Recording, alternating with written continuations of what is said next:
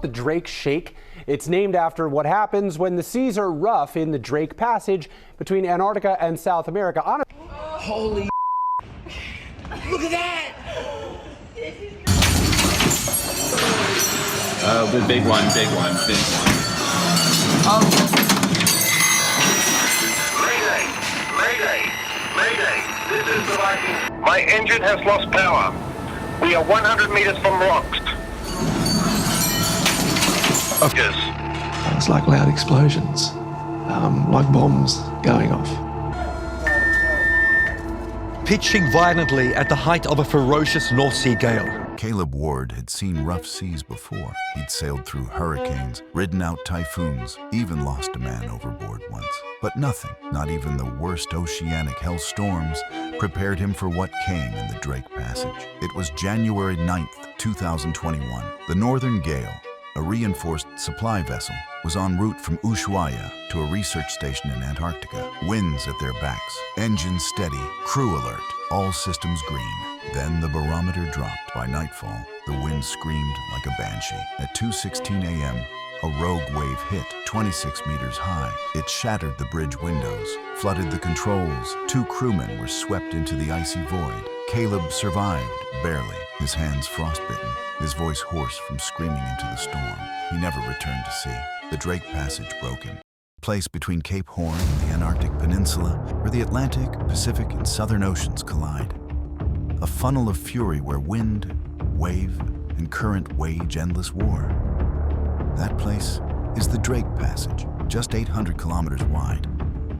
Yet it channels the world's most powerful current, the Antarctic circumpolar current. Here, water flows around the globe unobstructed, 600 times faster than the Amazon River. This current encircles the entire Earth, pushing cold water endlessly from west to east.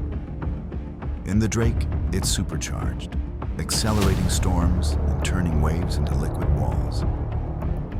Add to that 100-knot winds, no nearby land to slow the storms, and you get waves the height of 5-story buildings, crashing down every few minutes. Even in summer, the Drake Passage is terrifying. In winter, it becomes suicidal, and there's no safe route. Every ship, no matter how modern, must face it to reach Antarctica. The sea remembers, and in the Drake Passage, it remembers in bodies. In 1819, the San Telmo, a Spanish naval vessel, was caught in a storm and never seen again. Days later, parts of the ship washed up on the South Shetland Islands. Some believe its crew may have been the first humans to reach Antarctica, but none survived to tell the tale. In 1905, the Emma, a British schooner bound for the Falklands, vanished without sending a single distress call. Search parties found nothing. It was as if the ship had been swallowed whole. In 1928, legendary explorer Roald Amundsen, the first man to reach the South Pole, took off over the Drake in search of a missing airship. His plane disappeared into the clouds and never returned. Despite extensive searches, no wreckage was ever found. Even military vessels have been no match.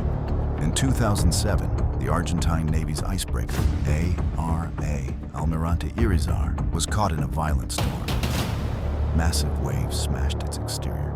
Fires broke out inside. Communications went dark for nearly 2 days. The ship barely limped back to port, scorched and battered, and cruise liners, no exception. In 2022, the luxury liner Viking Polaris was struck by a rogue wave during a crossing.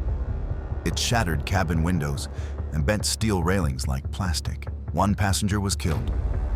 Several others were hospitalized. This wasn't a freak accident. It was the Drake reminding everyone who's in charge. Why is the Drake Passage so deadly? First, geography. Nowhere else on Earth do 3 oceans crash into each other without interruption. There is no land to slow the wind, no islands to break the waves. Winds circle the entire globe uninterrupted, gaining speed, power, and violence. Second, water temperature. Warm waters from the north meet freezing Antarctic waters, creating a battleground of currents. The collision generates turbulent conditions that churn the sea into chaos. Third, the ocean floor. Under the surface lies an uneven seabed filled with ridges and steep drops.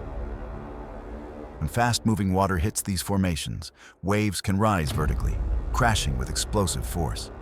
And finally, the human factor. Most ships that cross the Drake aren't warships. They're research vessels, supply boats, and tourist liners. Some crews are inexperienced, others are too confident. Many underestimate the passage until it's too late. It's called Drake Shake for a reason. Sailors describe the experience as a living nightmare.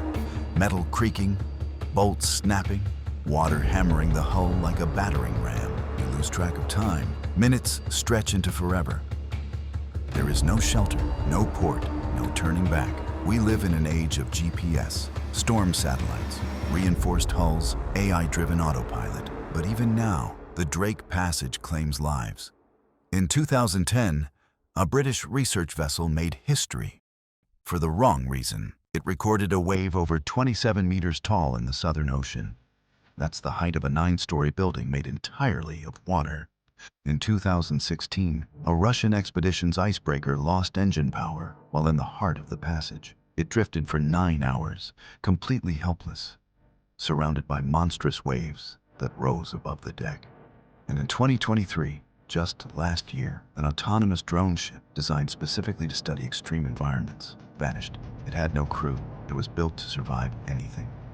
And yet, it disappeared. No signal, no parts, no trace. Perhaps the most terrifying thing about the Drake is this. It doesn't mystify like the Bermuda Triangle. It doesn't play games. It just destroys. Openly, visibly, mercilessly. And it wants you to hear the screaming metal before the end. But not every crossing is deadly. And that's what makes it worse. Sometimes, the sea is calm, blue, serene, still. Captains call it the Drake Lake. That's when the fear creeps in.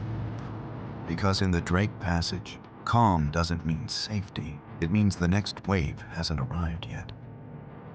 Veteran sailors know it's the stillness before the ambush. You can be standing on deck, filming penguins in the distance, and a wall of water blindsides you.